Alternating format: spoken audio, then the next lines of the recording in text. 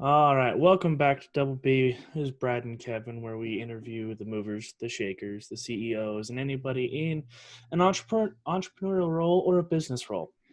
We are here talking with Lisa Williams. How are you doing, Lisa? I'm good. How are you? Good. Let's go ahead and get a 10,000-foot overview of you. 10,000 foot overview. All right. Well, I I'm a podcaster, and I have a podcast called Recognize Your Truth that I talk about mindset and personal development as well as some business development.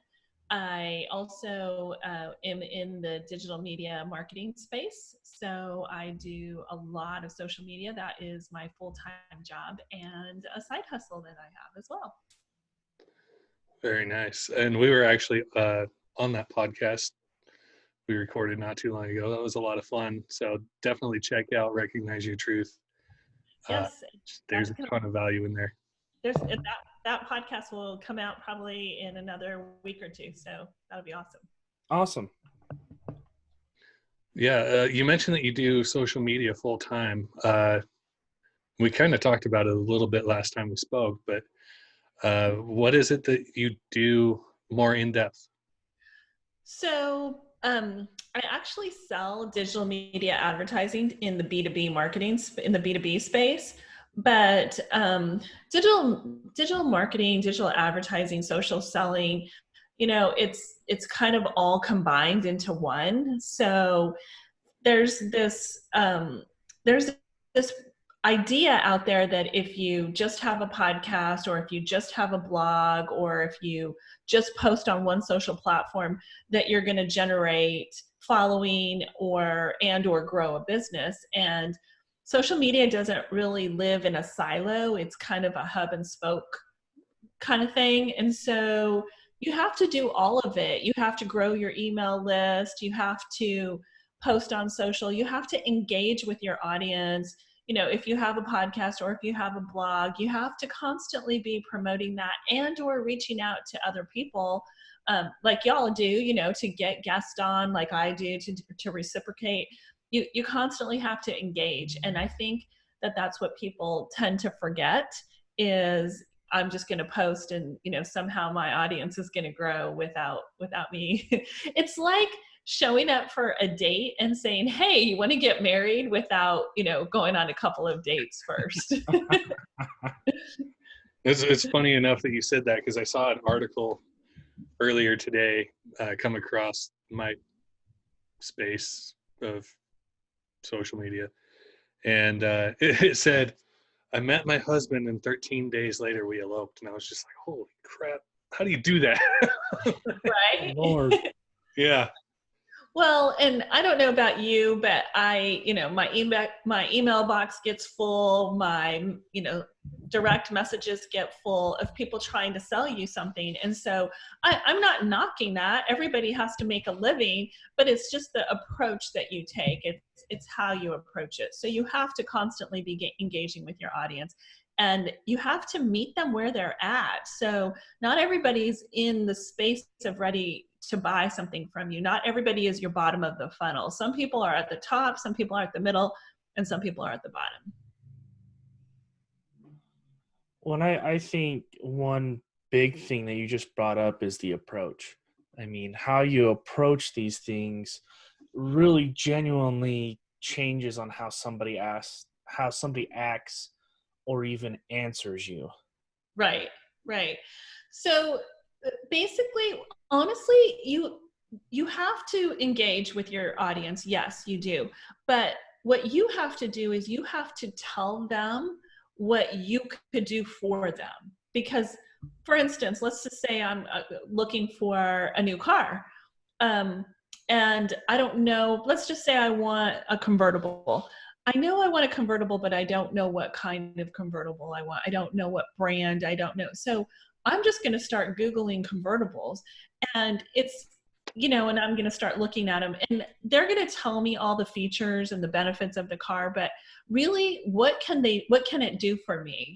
When you see a picture and it says, living the high life or something like that, you know, where your hair's blowing in the wind and the convertible's open and your music's on and, you know, that's the video. You have to portray what am I going to look like in that car? Am I going to look like that, you know, or how's that going to serve me? And so you're constantly having to let your audience know what you can do for them. You are the hero of the story. Not you, sorry. They're the hero of your story. I totally misspoke.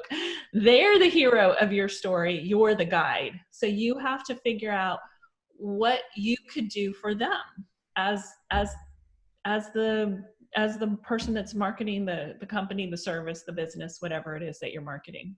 You know, I think that this is a really good topic that we haven't really talked about, because it's come up on our show a lot that if you're starting out, say you want to launch a podcast, don't know what you're doing, they always say, like, get in touch with people that are where you want to be and learn from them and right, whatever. But and we've also talked about, like, we've interviewed a couple musicians. One of them was awesome, and we really talked about this part is I followed him for a while and listened to a lot of his music and stuff like that. And I just sent him a message on Facebook and said, hey, this is what we're doing. This is our goal. Would you be interested?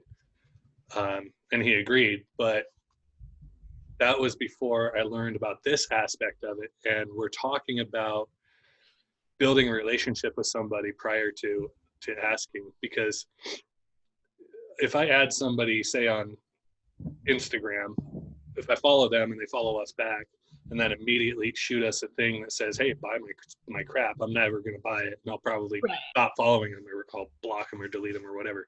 Right.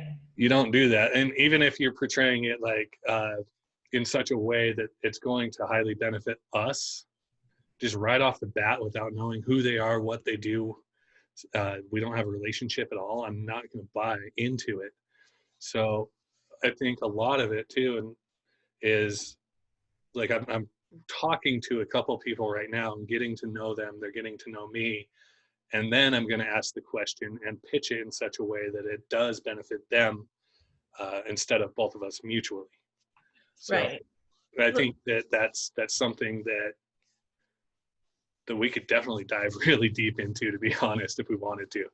Yeah, it's like asking somebody to marry you without dating and courting and getting to know them, you know, like, you don't want to be, I don't want to be, you don't want to be sold to the minute you meet that person. And it's basically, you're meeting them virtually, just like you would meet them in person. You're not going to walk up to somebody and go, hey, would you like to buy this pen from me? I sell pens. I mean, you're not going to do that. So you have to treat the virtual relationship just like you would treat the face-to-face relationship. Absolutely. Yeah, and I think to add on to Kevin, with everybody just kind of jumping to the sell, who knows if that person actually wants or needs a product? You know, maybe they're just there because they like you. Right. Well, and it's your job to convince them that they need you. And that the way that you do that is, what's in it for me as a consumer? What's in it for me? How can you help me? And what does it look like when we're done doing business? So, you know, you have to bring them in to entice them. And so the way that you do that is, they want to know, what's in it for me? What's in it for me? Why am I going to engage with you? We've been extremely fortunate so far, because we do have a fairly decent network that was more than willing to hop on and help us get off the ground. But now that we're kind of breaking through that weird, like,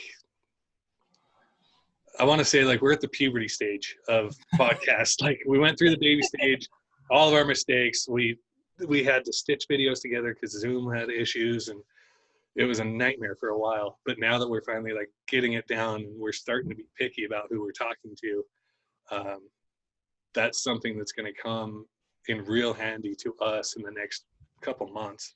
Right. It's building a rapport with people so that they understand, they have like a clear vision of what we're trying to do, and how we're going to help them maybe grow more business. Right. And so, I talked about this funnel. So the top of the funnel is you're always engaging with your audience, whatever platform you're using, podcasts, blogs, emails, social posts, you're always engaging. Those are, you're keeping them, they're keeping, the engagement is your top of mind. So when they are ready to buy, they might move into the middle of the funnel and go, I'm going to engage a little bit more with this person, product, or service, and see what they have to offer me. And then they move down to the bottom of the funnel where they might actually listen to a podcast, read a blog, download an e-guide, so you have this funnel. And when you're when you're constantly filling up the funnel, that's the best thing for you to do. And so you have to stay top of the funnel. You have to constantly be engaged, top of the funnel. I see. Oh, it's funny. That's a son sticking in there. Daddy duties. So, see a little person. Don't be embarrassed, Kevin. It's okay. I was waiting for him to stop crying and running out and then slamming the door before I hit unmute. So let's say, do you go out to companies and say, hey, this is what I'm about, this is what I do for you, or do they mainly come to you for the social media stuff? No, they mainly come to us. And so we produce like events through my company. We produce events, we produce lunch and learns or happy hours, and we invite them in to listen to a presentation with a bunch of awesome free content. And so that's how we kind of engage our audience. Okay, it's actually pretty cool. Yeah, that's pretty awesome, because I guess trying to, get some people to talk would be, a little difficult. But if you can bring it across that way, it makes it a whole lot easier to market. Right. Because they're not going to come to one of these events unless they're willing and ready to listen to the content and, to be engaged with the content. So lunch and learns, happy hours, webinars, and then we constantly are up at the top of the funnel. We're constantly feeding and nurturing our email list as well. So that's the other thing that we're doing. That's good. I can't tell you how many people we've talked to that provide a service that we could benefit from. And we've talked to them on the phone. We've listened to their business model, their beliefs, their ideas. And I think we've hired like 5% of the people we've talked to so far. Yeah, we may even be in the 2%. Yeah. I mean, you have to, that's what the top of the funnel is. That's the engagement. That's the nurturing. That's the building of the relationship. And if you don't have that, they're not going to move to the next stage. So you have to have that.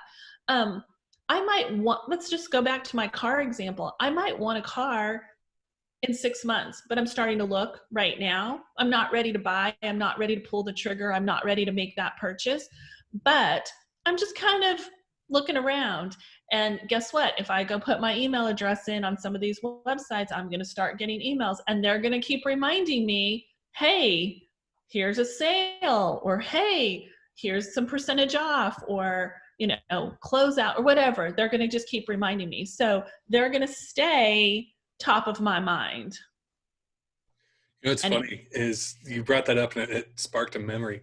I used to, not so much anymore, but if I was interested in something, I'd like add it to my cart and then put all my email and stuff in there and then leave it. Uh-huh. And then like 2 weeks later, they'd be like, "Oh, hey, if you buy this now, we'll give you 30% off." I was like, "Sweet, Right. saving money." Yeah, I mean, there's, or you might have hit their website, put your email address in, and then, downloaded their content, and, hey, this is going on sale tomorrow, or, this special or whatever. So it's just constantly engaging with your audience. And there's so many tools to do it that automate that for you. So why not take advantage of that? You could schedule social posts, you could schedule your podcast, you could schedule your emails, you could schedule everything nowadays. So why not just automate everything, and, and then you engage with your audience all the time. Yeah, that's a really good point, is automation, because we both affiliate for 2 companies. Well, one for sure. We need to set up the other one. And then I just got 2 more affiliate offers.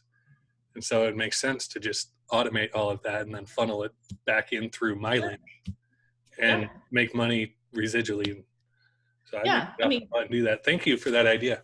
I mean, the goal is to duplicate and automate. I mean, isn't that everybody's goal, in the social media world, is to duplicate and automate? And so take advantage of all the tools that are out there, use them. Right. I think the other thing is people don't think about it. It's like they've probably heard of it, but they've never really thought about it as a forerunner to be your primary goal. Right. Yeah.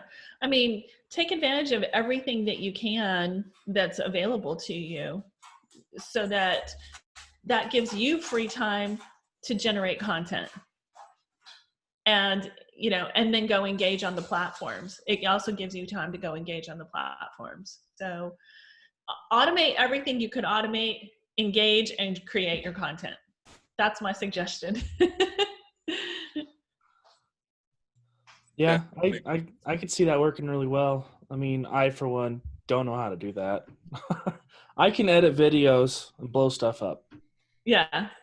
Well, and that's kind of what we do. That's what we help businesses do along the way, is we teach them, and also we teach them how to, present themselves on social media platform, how to optimize their videos, how to optimize their blogs, how to optimize their website, how to optimize their LinkedIn pages.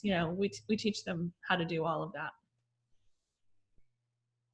It's actually pretty cool. What's funny is I've never heard of a company that does that. And now you're the second one. Oh, really? Yeah. That we've heard of anyway. There's one guy that we interviewed that's all his company does is video cuts and audio cuts, and they hyper edit all of stuff for YouTube and stuff like that for podcasts and basically business promotions and things like that. And I think it's smart, because podcasting, I saw a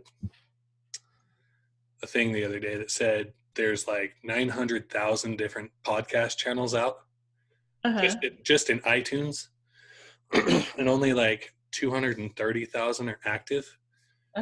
Active meaning they have over 15 episodes and they've uploaded one within the last 90 days. Right. So I think a lot of people just they're like, oh, this sucks and it's time consuming and I don't know exactly what I'm doing, and they quit, and then they never take their stuff down. So I think it's beneficial for people that don't know what they're doing and if they really want to make their project a success and they have that passion, they can hire somebody like you or your company that can come in and make that dream a reality for them. Absolutely. I mean, one of the things that I don't like doing is editing my own podcast, but I do it. I taught myself how to do it. I know how to do it. Hey. Me too. I don't like doing it, but until I am able to outsource that resource, I do it myself. But And that's what you should do as an entrepreneur, as a small business owner, as somebody who's just getting started, a solopreneur. You should learn how to do every aspect of your business, because when you outsource it, you should know exactly what that person is doing for you. Mm-hmm. Right. Well, and to go back to the, I don't like to edit it. I mean, I edit the videos, and so I have to go back and listen to it all, and get the cuts that we need. And it's like, I hate doing that part. I can edit it any day of the week, but getting the cuts is what I hate the most. Right. And my wife asked me, she goes, how much time do you think you really podcast? I go, well, 30 minutes to the longest we had was almost 2.5 hours. And then I spend 5 days doing The editing. podcasts and editing. So like 1% of that is podcasting. Right. And I think, if you can streamline it like that, it would be so beneficial. Right. Yeah. No. And then you also, and I think y'all mentioned this as well, you should put yourself in and surround yourself by those that you want to be like. So learn from the best. I mean, find a mentor, find a coach, hire somebody, have them teach you, and the reason I say this is the benefit that I have had off of mentors and coaches has been phenomenal, because they have walked before you. They have experienced something that you want to experience, and I'm not saying that you have to do everything that they tell you to do, but they know what they're talking about. And so why not follow somebody who's already been through it, who's walked before you, and let them teach you. Exactly. Yeah. Here's a weird question I just thought of. Okay. Have you ever Googled your own podcast? I have not. I've gone on iTunes and searched it, but I've not Googled it. So, what was it, last night? Last night. That was the weirdest thing ever, because he sent me like 7 different pictures and a couple of websites. And I'm like, are you that bored? And he goes, uh-huh. So I Google our podcast. I just type in Double B Creates, no spaces, and popped it in there. Uh-huh. Our podcast is published on websites we've never heard of. Uh-huh. Oh, really? Yeah. Oh, that's pretty interesting. I've never done that. I guess that you're going to make me go do it when we're done with our interview. Yeah. Well, it's like, we know that we have 3 directly going to it. Sure. We're only uploading to Spotify, iTunes, and Google Podcasts. Okay. And then one was like PodHub, and I'm looking it up right now. Yeah, I'm like, what are those? And he goes, I don't know, but we're on there, so I guess it works. Well, I know, like, I'm on Stitcher, Spotify, Podbean is where I host my podcast, iTunes, Google Play. So I know I'm on those for sure. Yeah, it was Hubhopper and Podbay.fm. Very cool. No, I've never done that. So. We usually don't talk to people that have podcasts, and that was, I don't know, I just figured I'd ask. Yeah, so launching my podcast has been something I've wanted to do for like 7-8 years. And before podcasts were the thing to do, now everybody has a podcast. It's kind of like the blog space, back when blogs got popular, everybody wanted to write a blog. And I'm not saying that you shouldn't start a podcast, because there's still plenty of room for everybody, because people are going to learn from different people. People are different personalities. People are going to bring different value.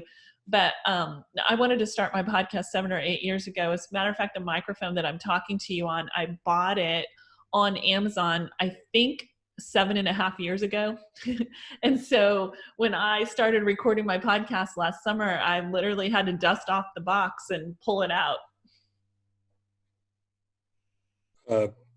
Brad will be back. Okay.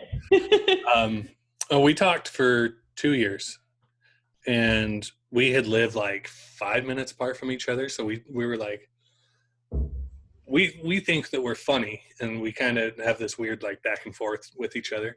Sure. And so we were like, we could just record it and we'll throw it on YouTube. Uh-huh.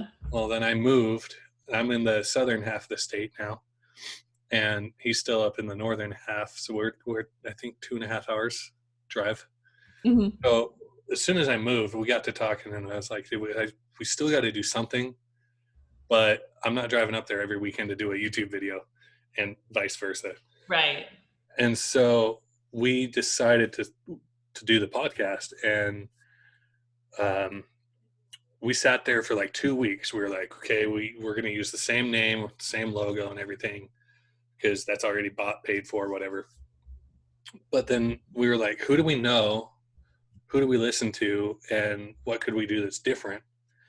And our biggest, I guess, influence was most of the people that we listen to are really like, their podcast is awesome because it does have like a straight narrative that they follow, but it Right. almost seems like they're too structured, and then they just like, it's almost like it was scripted, and they just one point after another, and it's kind of I don't know, it gets old after a while. Right. And so we were like, we could do, he says he's on his way back. Internet died. So we were like, we could just do something where it's like we're sitting at the kitchen table just having a conversation with people, and kind of just make it about them. And so we did, and we've had so many issues from, we tried, welcome back. Sorry. I was just telling her our history of how we started this. We had tried, what was a Libsyn, and they wouldn't take our logo. That was a joke. I spent like 2 weeks resizing it and all this stuff, and then Apple wouldn't take it. And then we were talking to a friend that we have that has really been with us from the start, and he was like, I'll just host it for you guys till you can figure it out. So Oh, wow. like, we went through so much crap, and then Zoom decided it was going to start cutting our video recordings 20 minutes until we paid them more money. we tanked an interview because of that, and dude won't talk to us ever again. Oh. Which sucks because he knows a lot of big Hollywood celebrity names. Yeah. I mean, technology, you can't help it. Yeah, it's one of those things, like we should have researched it better than we did. But Right. we just kind of pushed through it and did trial and error. And it's kind of funny because I'll go back and listen to my first episode now versus the ones that we're recording now, and I'm just like, yeah, it's crazy different. Oh, so, yeah, totally crazy different. To your point, you talked about, or you thought about for years to do the podcast, and that was one of the things that we got into with somebody was everybody's going to keep pushing forward. They're going to keep raising the bar. They're going to keep pushing new narratives and stuff like that. And if you're still sitting here talking about it, you're not in that mix. So it's better to just start and just go. Jump in. Screw up, learn your lessons, and go on from there. You know, you get better. You figure it out. I agree. So, I mean, I'm about ready. I just launched on Monday my 59th podcast, my 59th episode. Nice. And so, you know, since August of last year, I have almost 60 episodes out. And a friend of mine said, oh, I'm going to start listening to your podcast, but I'm going to go back to number one. And I'm like, no, don't go back to number one. I suck at number one. I'm really good now. And you know, start you at just 59 and then go back to one. Yeah. You just get better every time, and you get more comfortable. I know my first interview, I kind of was a little, you know, when I first brought somebody on my podcast to interview them, you know, I just kept thinking in my head, I hope I have the right questions, because I'm like you, it's totally off the cuff. I don't have any script. I literally just have a conversation with somebody. And so, you know, you just, my nerves and like, am I going to say the right things? But I loved that when it was done, he thought it was one of the best interviews he's had. It just really was good. And so you have all these nerves and you think, oh my gosh, I'm going to fail. And you just have to do it. You just have to put yourself out there, and you just have to make it happen. And you probably are going to suck, but guess what? You're going to get better and better and better. Right. Absolutely. And I really wish now we would have gone back and done like an intro episode that was like 20 minutes saying this is what we're doing, this is our idea, this is our goal, whatever. But we just hopped right into it. And I think we were extremely fortunate on our first episode because, like you had mentioned, we both sat there just not knowing what to do, not knowing how to act. Like we were sitting there swinging in our chairs like this, and like it was so bad. But we got so lucky because the person we interviewed is such an incredible person and speaker at the same time. So he really just carried it all the way through, and it worked really well. But we do have some episodes that are just shit. Yeah, we're kind of potatoes on those. You know, I sometimes I'll hit record and, you know, I'll stumble on my words or whatever, but you know, I leave all of those in on my podcast because I don't edit them out because it's real. It's real life. It's real life happening, you know, Right. and I leave it in. It makes your episode genuine, and that's what people can relate with, because Yeah. the world is so disconnected now. All they see when they listen to podcasts is all this perfection and all this, you know. Yeah. And we don't want that. We want to be different. And like it just makes it so much better, because I think every single intro that I've ever done, I've totally tanked. It's so funny. Oh yeah. And not one intro is ever the same too. Well, and it should be unique. And you know, you should do whatever you want to do, whatever feels comfortable to you, whatever's authentic to you, because that's why people are going to listen to you. That's the only reason why people are going to listen to you. Yeah, if somebody's going to sit there and spend an hour listening to our voices, that's pretty incredible for one. But yeah, to get somebody to do that over and over and listen to all these episodes is phenomenal. Yeah. I feel blessed every single time I drop a podcast and people actually listen to it. I swear, I just go, oh my gosh, people are listening to me talk and say something like I have value, like I'm sharing something and people are listening. I swear, I really do feel so grateful every time somebody listens to my podcast. And even more when they comment, when they write a review, or when they DM me, or when they email me and they just give me some of their personal feedback or some of their personal response. It's truly, it blesses me. It really does. Well, and that's one thing my wife actually brought something up. She goes, I have some like criticism for you. I'm like, okay. She goes, you're not going to feel bad about it? I go, no. She goes, why not? I go, because I don't care. I mean, if it's constructive criticism, I want it. All criticism is constructive. It's a matter of your perception. Right.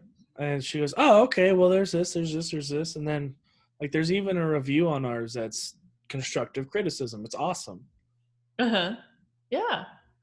I think it's awesome.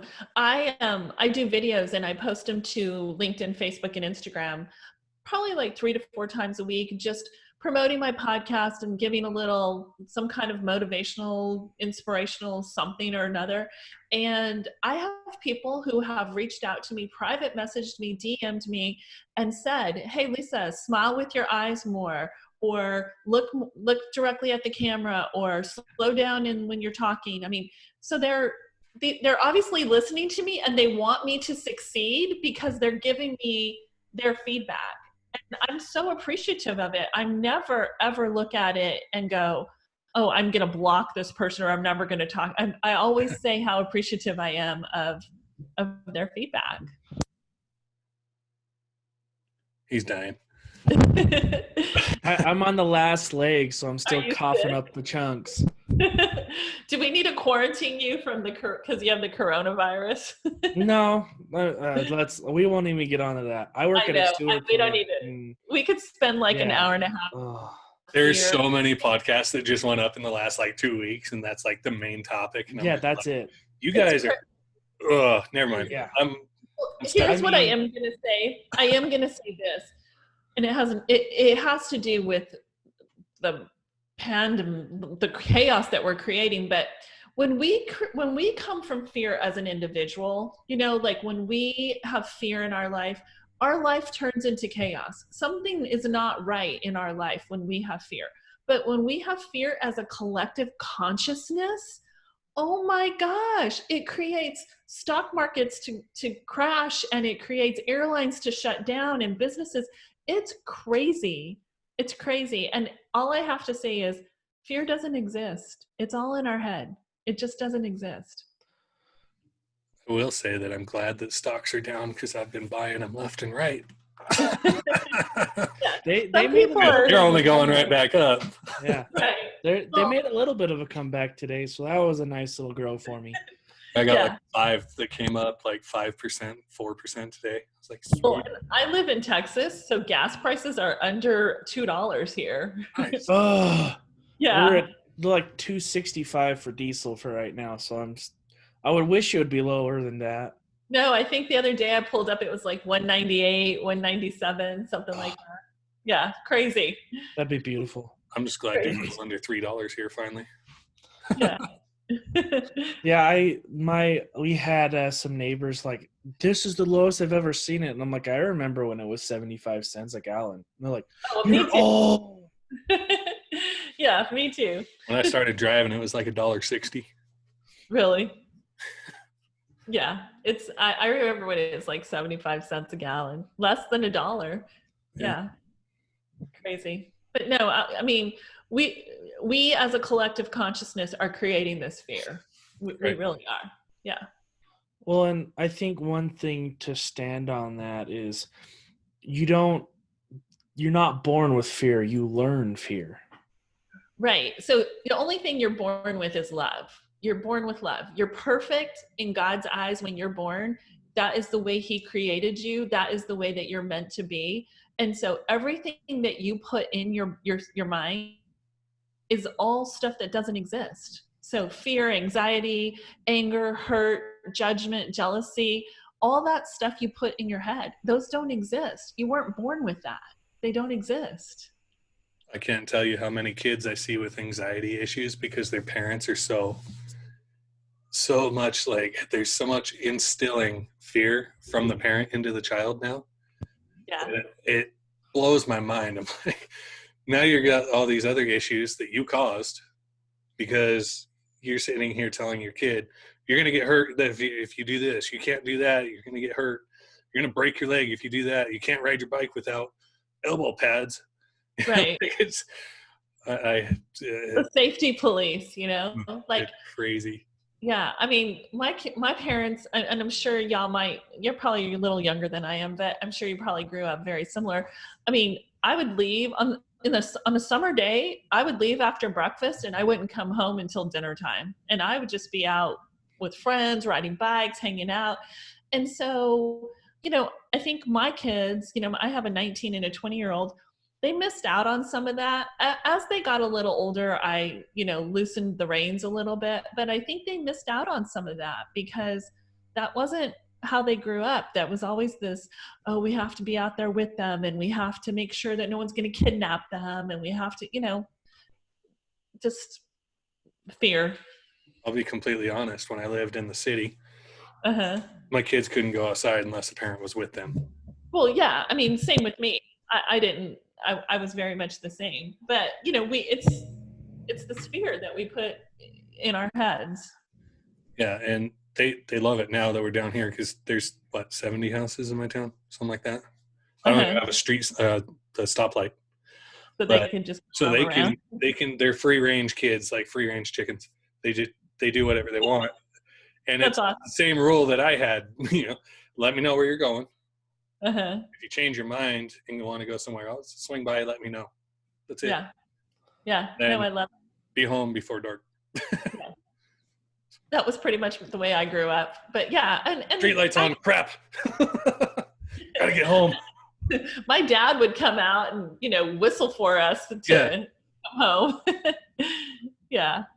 I always hated that. And I'm like, you hear your friend's parent whistle, you're like, okay, see ya. Gotta go. Bye. See you tomorrow at school. Yeah. It was great. Well, I think that's one thing that I miss, and I know my kids are going to miss, because I'm probably going to be one of those parents that don't care because, I did a lot of stupid stuff in my life and I expect my kids to do the same kind of. And my wife, on the other hand, is a whole lot smarter in her choices, we'll say. Uh-huh. And she goes, well, what if our kids do this? Then they do that? Well, if they break a bone? Probably won't. Why won't they? Because I've done it before, and if they do, the hospital's like 10 minutes away. A bone heals in 6 weeks. Yeah. No, it's all fun. I mean, my kids, they're fine. They're young adults and they're fine. They made it. I remember riding in the back of a truck with the tailgate down, sitting on the tailgate. Oh, how many times did we do that? Yeah. Uh-huh. Yeah. Yep. That was I great. remember my dad had a truck, and he had cut the seat belts out because it didn't work. Okay, so I'm going to tell you a story. I was probably, I don't know, 14 maybe, not old enough to drive. So my friend had a car, and all of us piled in the car, and for some reason 4 or 5 of us got on the hood, because that's the smart thing to do, right? And so we're all sitting on the hood of the car as he's driving the car. I'm sure you can imagine where this is going, with a bunch of kids. And I lean over to tell him something, and I fall off the car and roll down the hill and cracked a couple of ribs doing that. But lesson learned, don't ride on the hood of a car. I'm sure the police would be coming, from every corner if it happened today. But yeah. Hoods are for sliding. Uh-huh. Uh-huh. My wife's family's like, you need to teach our children how to be cool. I go, cool in how? Because if we talk about the stuff I did when I was young, those are felonies now. Yeah, that wasn't so cool. Yeah. Yeah. Yeah. So, I mean, can you imagine somebody seeing a car full of teenagers and then like 4 or 5 of us on the hood? I mean, that's craziness. Yeah. Well, and nowadays there's going to be like 10 videos, 4 Facebook posts. Oh, sure. Yeah. Thank Everyone's God. going to be with their phone out. World Store. Uh-huh. Well, Yeah. and that's one thing that I don't know about Kevin, but I know for me, I am glad none of that happened in my childhood, because I would be in so much trouble. Oh, I'm so glad it didn't happen in my childhood either. And that's the hard part about our kids' generation growing up, is they didn't grow up without social media. That's all they've known is social media. So everything that they do, say, experience, it's all over social media. And I think that's where we come, Kevin, you mentioned anxiety and depression and stuff in young adults. And I think some of that comes from social media, because we see what we think exists in somebody else's life, and it really isn't all that it's made up to be. And here's something that I will tell you that I know to be true, that you always hear people, oh, we're on this fabulous vacation and our family all loves each other and we never fight, and whatever, because that's how it's portrayed on social media. My daughter and I were having a really hard time about a year and a half ago with our relationship. We were really, really struggling. But one day we had a picture, we have our heads together, we did the whole selfie and we're smiling and we took a picture. And you wouldn't know at that time that we really could not stand to be in the same room together. So a year, fast forward, we worked on ourselves, we worked on each other, on our relationship. So fast forward a year and a half and we have a really great relationship today. And so we took a picture one day. She was laying in my bed and we took a selfie, same thing, heads together, took a selfie. And I posted them and I did a blog post on it, because I said, look at these 2 pictures. We're smiling. You can't tell that we don't like each other in the first picture versus the second picture. We look happy. We look like we're having a great time, like, oh, mother-daughter. it's all a facade. You know, in the first picture, we could hardly stand to be in the same room together. Well, and I think that goes to show not only for that, but I mean, me and Kevin both know multimillionaires, and they absolutely hate their life. And we also know people that make anywhere between $29,000 to $47,000, and they are the happiest people we've ever met in our life. Right. Right. And it's And all about so, how you want to be. right, That's how you want to be. Yeah. It's funny because people don't want to be vulnerable. They want to put on this persona and live essentially a fake life. I think everybody catfishes to a point when it comes to social media. And I could post something right now that would make my life look all amazing and stuff. I'd get maybe a couple likes and like 10 comments. Uh-huh. I posted the other day just a screenshot that I've been sober for a week, and I've got like 400 engagements on it. That's awesome. So, I think a lot of it was just me being not necessarily vulnerable, but just honest and open about something that I'm going through. Sure. And that really, like, I think it drove it home for a lot of people is all it was. Right. Well, because you're being your real self. You're saying, "Hey, I'm struggling with something, and this is, you know, I'm taking it day by day, and this was my week, and I'm proud of it. Congratulations." Well, thanks. So I don't. It's one of those things, and it's Sean Whalen I went to an event that he spoke at, and he said,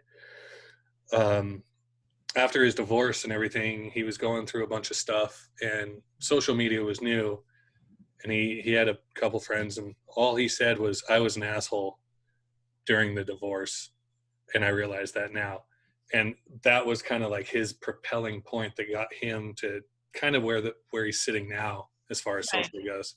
Yeah. So just being real, just being be yourself. Yeah. right. Well, So since we're starting to get pretty short on time, beat him to it. Stuck. So we do ask one scripted question because it's kind of the only one that we came up with, and it's amazing every time. All right. So what, in your personal definition, is success? So it's not money, it's not fame, it's not power. It's living every single day how I want to live. That's really what my definition of success is. Perfect. That's awesome. Short, sweet, straight to the point. Yep. I love the first 3 words. It's not about money. Yeah, it's not. It's I want to live my life in experience life, however the experience is. And I don't want to, I know how short life is. I know from personal experience how short life is. So I want to live every single day being me, being who I am, and not worrying about all the fluff that goes with it. Perfect. Well, thank you so much for giving us an hour of your time. And thank you. This has been fun. I've loved talking to you guys twice now. I've had the honor of talking to you. So this has been awesome. It's been great. Thank you. Well, perfect. We'll close it out. Be sure to go check out her podcast because it is amazing. Recognize Your Truth. You can find it on all the platforms that we already mentioned. Thanks, guys.